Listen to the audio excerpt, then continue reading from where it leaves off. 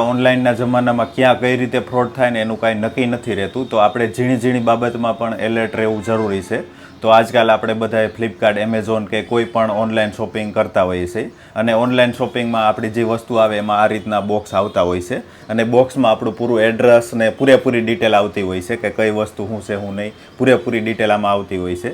તો આપણે વસ્તુ લઈ અને બોક્સને આપણે કચરામાં ફેંકી દેતા હોય.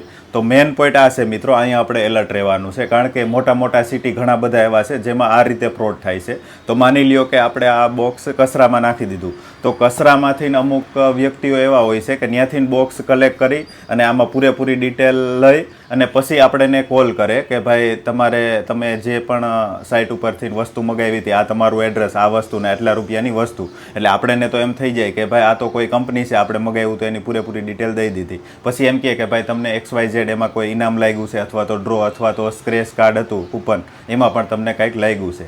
તો એમાં આપણે એમ કહે કે ભાઈ કાંઈ લિંક આવી અથવા તો કાંઈ OTP આવ્યો એ આપો એટલે તમને ઇનામ મળી જાય.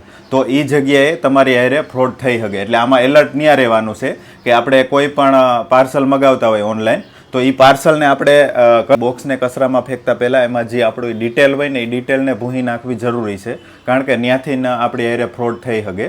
આ પોઈન્ટ આપણે દેવો નહીં કોઈ ફ્રોડર હોય ને. અને આ વસ્તુ મોટા મોટા સિટીમાં વધુ થાય છે કે ઢગલો બંધ બધા ઓનલાઈન પાર્સલ મગાવતા હોય અને આ બોક્સ કચરામાં જતા હોય. તો આ બોક્સમાંથી બધી ડિટેલ કલેક્ટ કરી અને એની હારે ફ્રોડ થવાના ચાન્સ રહે છે. અને કેટલા બધા સિટી એવા છે ત્યાં આવી રીતે ફ્રોડ થયા પણ છે. તો આપણે આ ઠેકાણે ખાસ એલર્ટ રહેવાનું છે કે પાર્સલ મગાવી અને કચરામાં ફેંકતા પહેલાં આપણે એનો જે પણ ડિટેલ છે એ મિટાવી દઈને પછી કચરામાં ફેંકીએ. અથવા તો ભંગારમાં દેતા હોય તો ભંગારમાં પણ એ ધ્યાન રાખવું કે આપણી ડિટેલ મિટાવી અને પછી ભંગારમાં દઈએ.